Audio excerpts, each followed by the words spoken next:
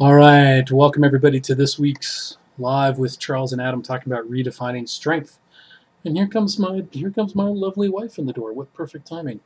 We're talking about strength, redefining strength for a strong relationship today, and talking about kind of the some of you have probably heard the question: would you rather be right or be in a relationship? Would you rather be right or be in a relationship?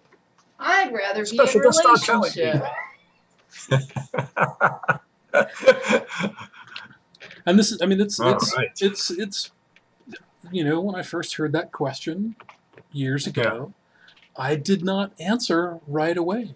Uh, Part of the fog that I grew up in, the fog that most of us grew up in, is this idea that hierarchies are important and that winning and that being a little bit up on the hierarchy is how to feel strong, how to feel like a man in particular, Mm-hmm. how to feel competent, how to feel kind of safe, how to feel like I'm getting the attention and support that I want, is to make sure that I'm a little bit up on the hierarchy. And of course, in a relationship with a woman, and most of my relationships have been with women, the man is supposed to be at least one rung up, if not multiple rungs up, from his partner. And there were lots of ways that I subtly, not so subtly, consciously, not so consciously, would throw my female partner under the bus and choose in that moment to be right rather than to be in a strong relationship. Mm-hmm. And women have been breathing the same fog of hierarchy and misogyny and all that. So a lot of women are just used to that. They're This just might answer used. your question. According to Wikipedia, the Ottawa Senators are a professional ice hockey Alexis team is based just in answering Ottawa. a question. They compete in the Alexa National is Hockey answering a League as question a member about of the Atlantic a Division of hockey the Eastern team that I didn't Conference. ask. The Senators play their home games at the This is going to be a very 18,600 strange live seating video. Canadian So Tire Centre, which opened in 1996 she's as the still Palladium. going. She has a lot. Okay, great. Now she's done. So women have learned to kind of accept it and choose to stay in relationships even when they're getting thrown under the bus or just making believe that it's okay to be a rung or two down. And that's now that I'm learning to play the new strength game of power with, I'm finding that to be a lot more rewarding. I'm finding it a Mm-hmm. lot more Mm-hmm. connecting, and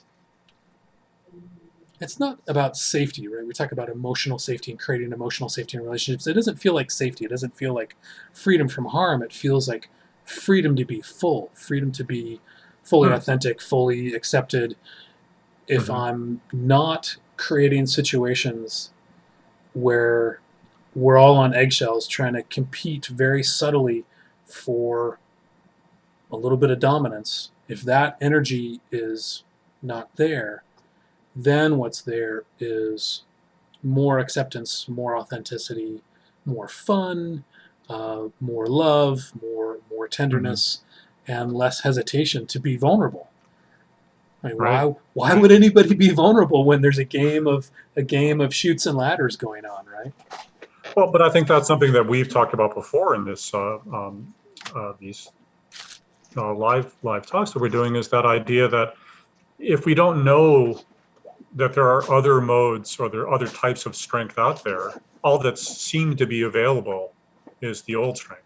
Right, And the right. old strength of hierarchy, which meant power over.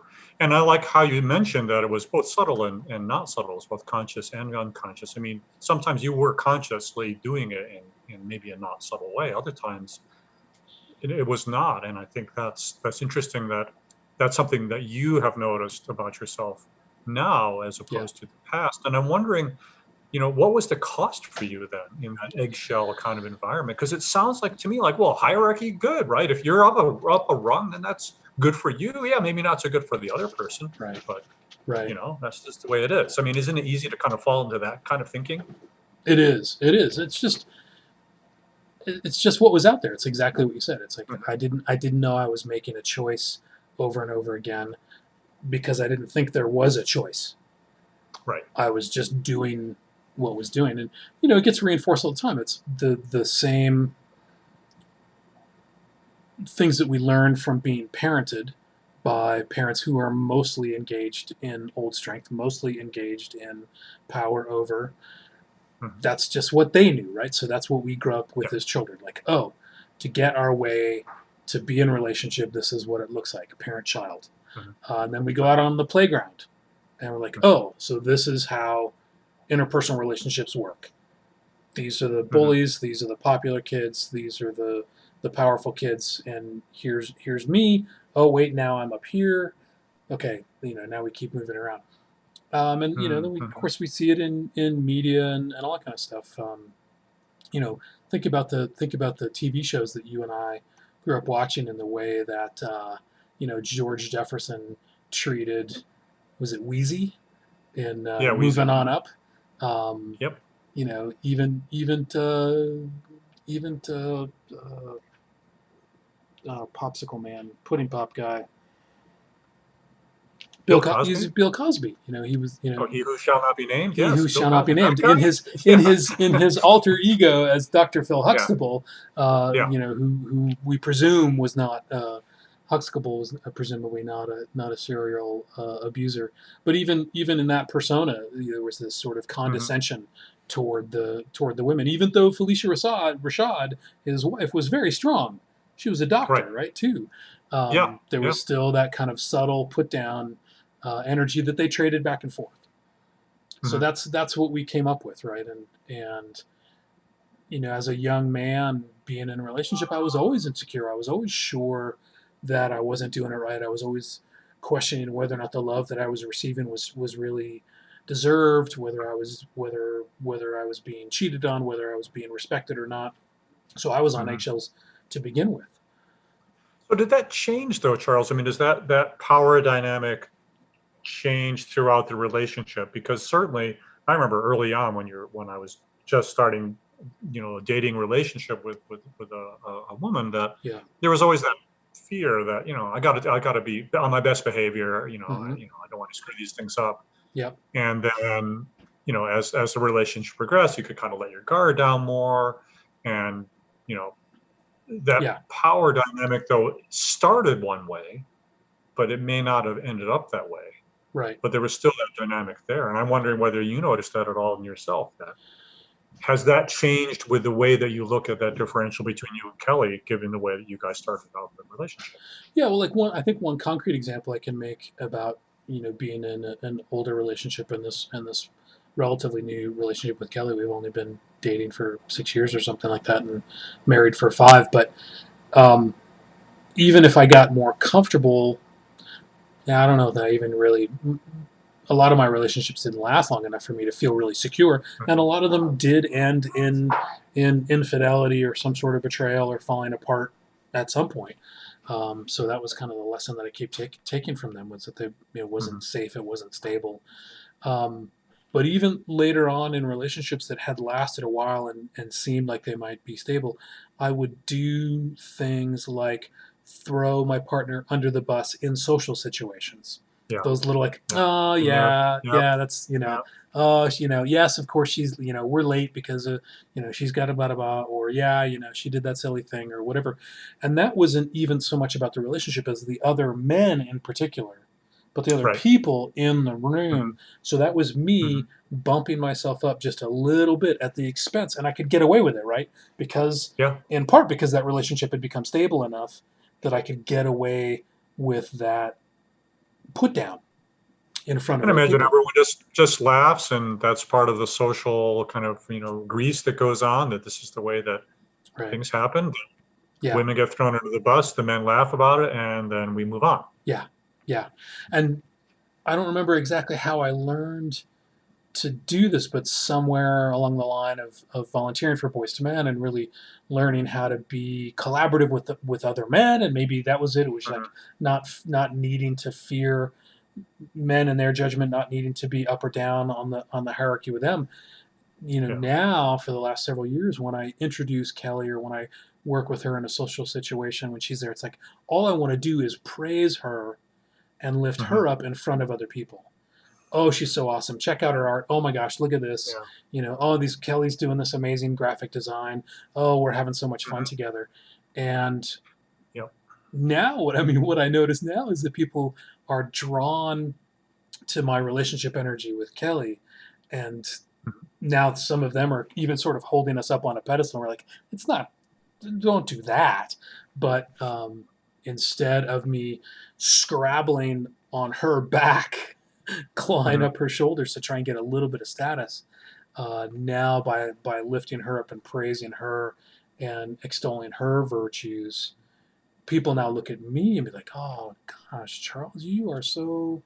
That's I don't want to make a big deal, but it's like you know, I get credit basically Right. for praising Kelly, and so even if other people are playing the hierarchical game by putting me up on a pedestal, I'm kind of I'm winning the old game by playing the new game. If that makes Right. if that Right. makes any sense. Uh, No, no, I understand where you're going with that. Yeah. yeah, And yeah, I was kind of wondering how many times that, like, if I was wearing a sweater that a girlfriend gave me, and and the other guys would make fun of that, and it's like, oh yeah, I'm just wearing that because she gave it to me, and she'll yeah, get mad, or those kind of thing, and that's a really pretty crappy thing to do. You know, yeah, yeah. it's like not owning your not. I'm not going to own that. Nope. And I can score some points off of her. Right, She probably wasn't even there, which right, I'm still scoring points, right? right, Yeah. right, right, right. Yeah, and what would be the approach? What would you do today? So yeah, my wife gave me this sweater, and it's awesome. Yeah, I mean, she's what does it cost she's me? What does it she's cost me really to say that it's awesome? yeah You she's know? so generous, and Hmm. I would never have picked a sweater out for myself, but I think she sees something Right. in You me know, I don't. that I Why do I need to don't make quite. an excuse, right, for wearing something that my wife gave me? Yeah, I don't need to do that. right. But I think what we when we lean into that old strength or think that we're bound by the strengths of the rules of old strength is I have to do that. Yeah, And I don't think that's really the case because the people that I were with probably wouldn't care no, one way or the other.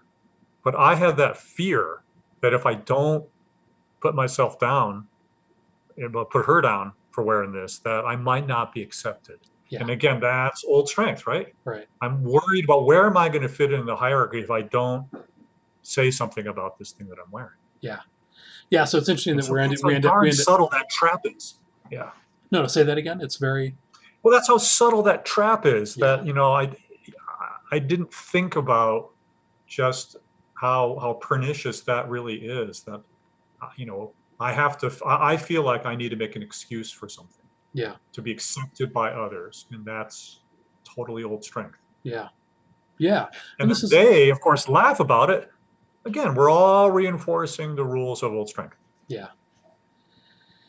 Yeah, and this is a little off to one side, but I like this sidebar of like what I know that part of what bonds me in relationship and makes me feel worthy Mhm. of relationship is what I do even when Kelly's not there. Yeah. And whether it's I promise to vacuum and remembering to vacuum because she doesn't like being in the house when I vacuum. Mhm. I would like not to be in the house when I vacuum as well. But um, how I talk about Kelly with my family, how I talk about Kelly with you, whatever. It's like all of those things are what makes me feel worthy of that relationship. Um, and maybe that word worthy is even from kind of the old strength of hierarchy, but it just Yeah. feels like I'm being actively in that relationship, Mhm. depending on how I am treating her, even when she's not there. Um, and I guess it feels maybe it's the word integrity, right? I am in integrity, not just to myself, but I am in integrity to the relationship, depending on how I act when Kelly's not even there. That's what came up for me when you mentioned it. It seemed like really that's we're talking integrity here. Yeah, yeah, and that's what That's I'm just sort of imagining you like wearing a sweater that is a little interesting, to a rite of passage weekend or to a meeting, and you saying, "Yeah, Amy, Mhm. Amy got me this sweater when she was in that conference in Houston," and just smiling, and the rest of us would see that integrity, would see that commitment to the relationship, Yeah. and you would Mhm. actually, in the old, again, you'd be winning at the old game by playing by the new rules, and be like, God, that Adam, man, Right. he's in But I integrity think with his that's what's relationship. interesting about this idea that we're redefining strength, right now, Yeah, and talking about all the benefits that come with new strength. yeah, But it's going to take a wider audience here, a wider group of practitioners, if you want to use that word, yeah, where instead of me fearing what the other men in my group are going to say, so yeah. therefore I need to play an old strength, but to come in then and know that I have allies who are also part of this new strength. Playing by that game. That and that makes it less risky, if you Yeah, want to call it that. right. Right. It can be frightening. It can be scary Mhm. to play by the new rules if everybody else is still playing by the old rules. It takes a lot of healthy ego strength. It Right. takes a lot of commitment to integrity, and it takes some relationships that are, whether or not maybe it's not happening quite in that room that you're in, but if Mhm. you've got relationships with other people who are playing by the new rules and who are going to respect your integrity, my integrity, it's Mhm. definitely feels less fraught. And Yeah. that's one of the things I think that I feel like is the leap as we try and encourage other people to imagine, stepping over what seems to be a chasm from the Mhm. old game, the old strength to the new strength. That the gap, in a lot of ways, is that do you have a healthy enough ego, an ego that is in service to your broader principles, an ego that is not defended, uh, that is willing to take some knocks, some hits, willing to be humble in service to the greater good. And I got a lot of sympathy for folks that haven't had the opportunity to do that healthy ego development. It takes some work, and if folks are coming from a childhood that was not safe, a childhood maybe where there was some trauma, it's even more challenging. I faced enough, kind of low grade trauma from the bullies in school, but my home life was pretty darn stable and pretty darn loving. Right. So having a healthy ego, feeling generally safe in the world, is relatively easy for me. Yeah. So what do you say to men then who are listening to this in our audience about, well, hey, that's cool when you talk about this power with thing, Yeah, and maybe I'd like to try this out with my partner, but she's also been brought up in the old strength, and so that's not going to work, is it?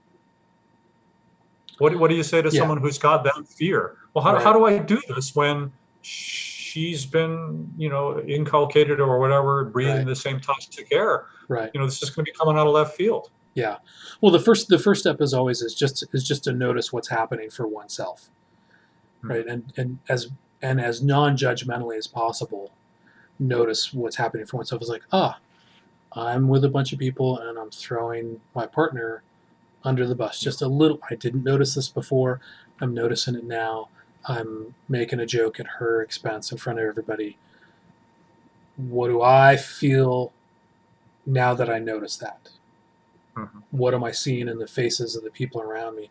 What am I seeing in her face? Oh, you know Mhm. what? I don't think she's even noticing it. This is just normal for her. Right. Um, and the noticing presumably will slowly drive some change, especially if we can do that noticing without a lot of self judgment and critique and blame. It's really supposed to be just this almost Zen like, non judgmental, non attached, that's what's happening right now. Because we know if we get, especially for men, if we get all caught up in blame or shame, we get the shame spiral, and Yeah. then we start, maybe that damages the relationship further because we know that I know that like when I'm feeling shame, that's often when like anger and Mhm. incompatibility of to be in relationship comes out because I'm just like I'm so angry at myself that I can't imagine anybody or wants to be around me. So I push people away unconsciously or semi-consciously. So if you can do it without shame and without a lot of blame on yourself, and if you can practice that long enough and then to be noticing, oh, okay, well she's doing that to me as well, and can I notice that with again that non-attachment, Mhm. a lot of empathy, like she grew up in that same fog, that same Yeah. toxic air that we all grew up in. She's probably looking for some status. Of course she is. It's like there's no blame really Mhm. at people playing the old game Yeah. because that's just what was up. That's what was available. Mhm. Of course she's trying to get a little status. Thinking about like what would we do if we noticed a mentee, a child, a teenager playing that old game, and like, well, let's love them through that. You are safe So here. what you're saying is you're not rushing to blame and shame, and then also you're not rushing to apologize either. No, And then you're also not rushing to say, "Hey, she should apologize to me," yeah, because yeah. I that's made the probably not going to go so great. no, yeah, no. I made the mistake of demanding an apology a couple of months Mhm. ago with Kelly, and Mhm. that was not good. So just Um, take that time to notice, take that, but also not shame or judge, but just notice. Bring awareness to it. yeah, and I And you think don't necessarily need to do something with no, that awareness. no. I think if then it becomes kind of leading by example.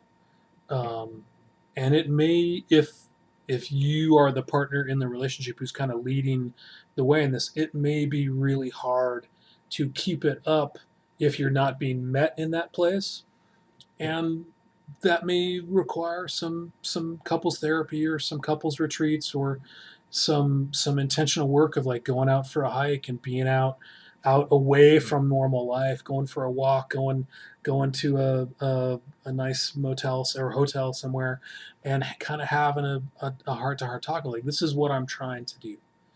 I'm Mhm. working to build a stronger relationship by not throwing you under the bus, by not making Right. jokes at your expense. I don't know if you've noticed it, but I'm working so that I'm not on eggshells. I don't want to compete with you anymore. I want to meet you right where you are. And then the A tricky lot of part, I statements. yes, yeah, Yeah. right. And then the tricky part is not Yeah. not going. And would you do the same? Right. Right. It's just like, and what comes up for you when I say that? Mhm. Is that something that you're interested in? Great. Um, Make that the invitation, not the yeah. requirement. Right. Yeah, and you and I both know several men who have done a tremendous amount of work developing that healthy ego, developing that non-judgmental listening, um, who's and who were doing it independently of their partners, and their partners in a couple of different places, a couple of different examples I can think of were men who were in relationships with some women who'd had some pretty gnarly trauma happen in their lives, and who learned to play the old game, the old strength game, to protect themselves, to feel strong, to feel capable, to feel safe, and they weren't able to stay in relationship. Yeah. Um, it wasn't that woman's time or space to go and do the healthy ego work. And I actually, Right. I should tell my own story. It's like my previous relationship to Kelly, the partner who I thought I was going to be with for the rest of my life, she was doing all of that work. She was doing all this spiritual work and these retreats and doing Mhm. this amazing ritual work around healing all of her old wounds. And I was kind of off to one side, kind of watching, sort of making jokes. Well, yeah, no, I have all my issues sorted, was kind of the joke. We both knew that wasn't true. So that relationship stopped. That relationship failed. She went elsewhere because I was not meeting her where she needed to be met. And fortunately, Mhm. that breakup triggered my work on like, okay, no, my issues really aren't sorted. I am Yeah. going to go get therapy, go on a wilderness retreat, develop a healthy ego that can be in service to my soul and be in service to this new way of being, essentially. Yeah. So it may, if one partner, kind of to answer your question, if one partner is pursuing this and the other partner isn't, I think it doesn't necessarily mean that the relationship's not going to survive, but it's going to take some work. And so I guess the choice is, do you want to stay in a relationship where you're always a little bit on eggshells, always a little bit feeling defensive, never feeling completely safe to be vulnerable and to be taken Mm, care of? And, for me to describe what it feels like to be vulnerable in my friendship with you, to be vulnerable in my relationship with Kelly, to be vulnerable in my relationships with other men, to really feel like I don't have to cover anything up. I can tell the full truth of like, yep, I'm not at my best right now, or I'm not working as hard as I know I can, or I'm really angry, or I'm really sad, or I'm really scared. To be able to just be completely authentic and unguarded. If that, I can't really describe that to those of you who are watching, and to be really clear about what that's like as a, like, come on over. This is great. Take the risk. Take the risk to stir up your relationship a little bit. But it is, maybe we should put a proceed with caution warning here on the screen. I, maybe. I mean, I But think but it's but to say that there's so much, there's so many positives come about absolutely, from maybe willing to take some risk, yeah, take some steps, yeah. but start with awareness Start with awareness. Just notice. and that is a Notice. practice. Absolutely, it is a practice, and in particular, can you notice the Mm-hmm. feelings that come up around it? Yeah. Do you have enough practice with your own emotional literacy to notice I feel anxious? Awesome, great. That's what that feeling is. Oh, that's anxious, right? Or I feel excited, which is a very similar feeling to anxious, but a little bit more hopeful. And do you have a support system outside of your relationship to Mm, process yeah. some of those feelings? Like, oh, I tried it the other night, it went badly, I ended up throwing her under the bus anyway. Or I tried it the other night and she didn't even notice. I tried it the Right. other night Right. and he looked at me funny. um, Mm. whatever it is. Are there So it some sounds to me people like that if can you're process it gonna with? workshop this, workshop it with, process it with somebody else. Yeah, Don't necessarily try to work with your partner on that because that might be too much. It depends, of course, where your relationship is. right, But if right. you have a friend or a counselor or a Or therapist or a some journal. person or a Can you just journal, it could be process with it in a yourself. journal? Yep, Yeah. yep, Yeah. yep. And the payoff again is an opportunity to be more fully vulnerable and less defended. And that, in the old game of being fully vulnerable and not defended, that was losing. Right. That was like lying on your back with your belly wide open and exposed, and everybody either pointing and laughing or kicking or poking it with a stick. Right? That's the Yeah. old strength. It turns out that in most cases, unless you're surrounded by a bunch of bullies and narcissists and sociopaths, when I am more fully vulnerable, that's when I'm more fully authentic, and that's when love and support and community Hmm. shows up. It doesn't show up fully when I'm on eggshells and feeling anxious and trying to protect myself. It shows up when I'm saying, here I am with all of my flaws. Here I am with all of my successes. Here I am ready to be with you in all of your flaws and all of your successes. I'm strong enough to take whatever you have. I'm living into the idea that you are strong enough to being able to take whatever I have. Let's do this. Let's be authentic together. It also sounds like we're both going to have our needs met Ah, in this relationship. right, right. Yeah, Maybe and more so than you did before. absolutely, absolutely, and especially if the the ego development, the healthy ego development is there, so that I know, that your needs are going to be met no matter what. Right. Even if I'm not here, even if I leave, even if I turn out to not be good for you in this relationship, your needs are still going to be met. I just was David Reiko. See if I can get it right. It's going to go out on the social media feed at some point, but he says, the sign of a healthy adult relationship, or the agreement in a healthy adult relationship, is not, I know that you're never going to hurt me. It is that I can handle whatever shows up. So you, Adam, you might make a mistake in our friendship. You might ghost me. You might say something that hurts me. You might talk behind my back. You might promise to do something that you don't do. That could happen. And what it's about adult trust. That's what he says, the sign of adult trust. So my trust, Yeah. I trust in you, but I also trust in me.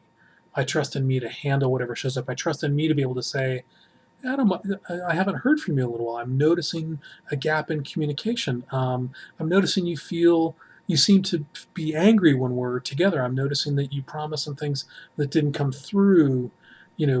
What's up with that? And then further, if turns out that you are, we were joking before we hit record about whether or not Adam is a sociopathic narcissist, which he's not. But if it turns out that you are a sociopathic narcissist, I trust myself to be like, okay, I'm going to put up some boundaries. And they Wait, can what be was the name? What was the name of that author again? David Ryko, who wrote How to Be an Adult and How to Be an How Adult to in Be a an Adult. Relationship. Two different books. Yeah. Well, great. That sounds like a perfect ending then to our conversation today. Yeah. Go Thank you. read that book. Yeah. And be aware of how you're feeling, and workshop that not with your partner, Right. in a journal with a Right. friend. Yeah. Thanks for wrapping that up. Got it. Yeah. The How to Be an Adult book it's surprisingly slim. That's good to know. I feel better knowing that It the is. It's adult all right. We were manual talk about is a small book. who gave me. Everybody else has the instruction manual for life. Why don't I? Well, it turns out it's actually quite slim. Well, thank you, Adam. You can tell I'm agitated and energized by this conversation. It's thrilling for me to talk about this stuff. And great questions. Thanks for taking the time, Charles. Great. And of course, those of you who are watching and listening, give us some comments. Where have you felt strong in your relationship? Has that been the old strength, the new strength? What do you notice when you maybe try and get a little bump up in the hierarchy, or have you found that you don't need to do that anymore? Thanks everybody. Thanks for being part of this group. Bye-bye. Bye-bye. And we have to do that. Then we do. All right, we are out. Great conversation. Wow, it there was one little sidebar, but you were really pretty focused on this idea. So it sounds to me like it's one